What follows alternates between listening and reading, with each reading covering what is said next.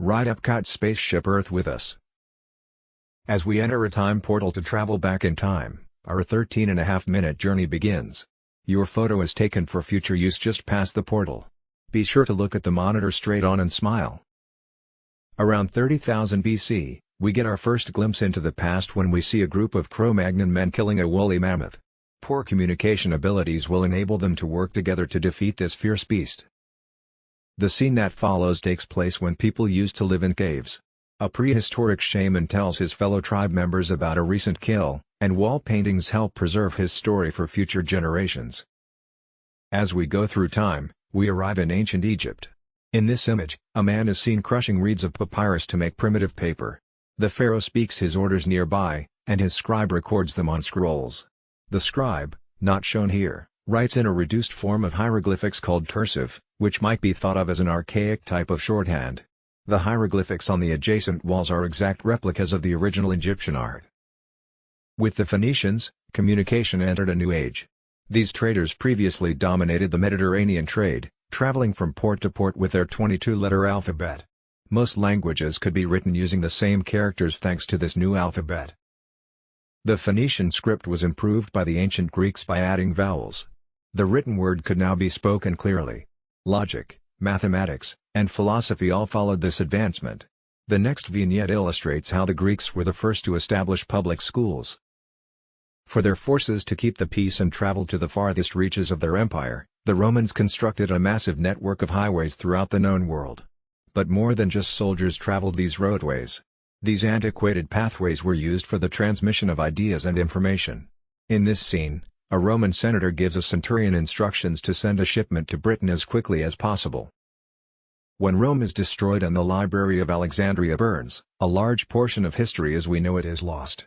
Fortunately, Middle Eastern libraries also held copies of many of these books and manuscripts. We can see Islamic academics debating topics like science, astronomy, medicine, and art to the right of our car. An astronomer is standing on the observation tower and using a quadrant to explore the sky's mysteries. A Jewish wise man is seen to our left studying in a spacious library. We enter a scriptorium as we proceed on our journey.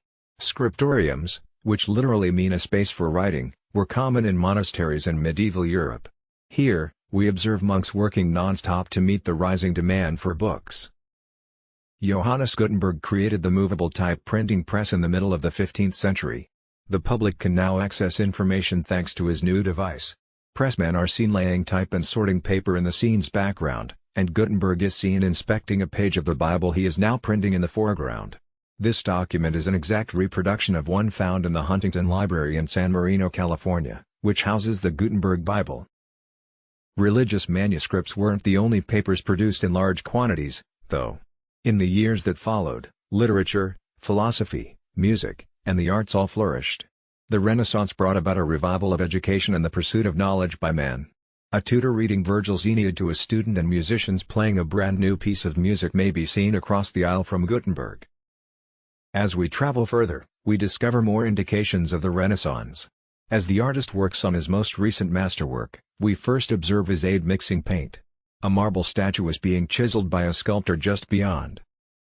Between 1508 and 1512, Michelangelo completed the Sistine Chapel ceiling, which he was commissioned to do by Pope Julius II. Communications progressed slowly for the first part of our voyage. Over the course of countless centuries, progress was made. But as soon as we turn the next corner, inventions appear practically instantly. In the following scene, the American Civil War had just finished in 1865. Periodicals are widespread and the printing press has entered the modern era thanks to steam power. We observe a little boy selling newspapers on a street corner. Next, a reporter transmits the following message using Marconi's telegraph, May 10 to 1869, officials of the two railroads have gathered at Promontory Point. Railroad lengths the Pacific and Atlantic Oceans for the first time. Alexander Graham Bell succeeded in transmitting audible words across a wire in less than 10 years. Early in the 20th century, telephones were widely used. People could finally communicate with their loved ones even while they were geographically separated. Residents in the 1930s had access to the news at their neighborhood movie theater. Audiences were exposed to a wide range of topics on Movietone News. A video of Jesse Owens winning a race at the 1936 Berlin Olympics is currently being shown.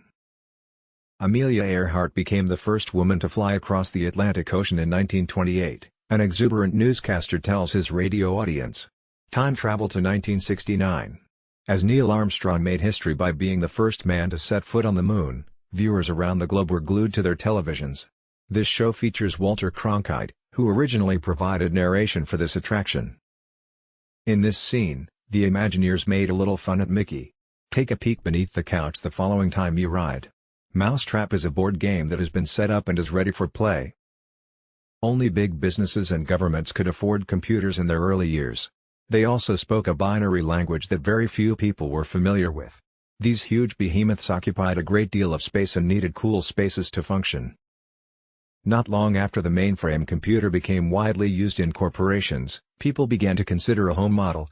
The following scene depicts a diligent young man developing a prototype personal computer in a garage in 1960s California. Whether this is Steve Jobs or Steve Wozniak is a subject of much conjecture. It's neither, though. This figure stands in for all the trailblazers who made it possible for us to have this technological marvel in our homes. We reach a location close to the top of Spaceship Earth after passing via the data flow tunnel. Here, our blue and green planet is depicted drifting in outer space. Then, in preparation for the drop back to Earth, our time machine rotates 180 degrees. We will soon be prompted to choose which aspect of our future we want to see on the touchscreen panels in our cars. Home, work, health, and leisure are the options. Following a few more choices, a light-hearted video ushers you into the future. When you get off the Omnimover, you're in Project Tomorrow. A huge globe of the Earth is right in front of you here. Thank you for watching. Please like, share, comment and ring that bell.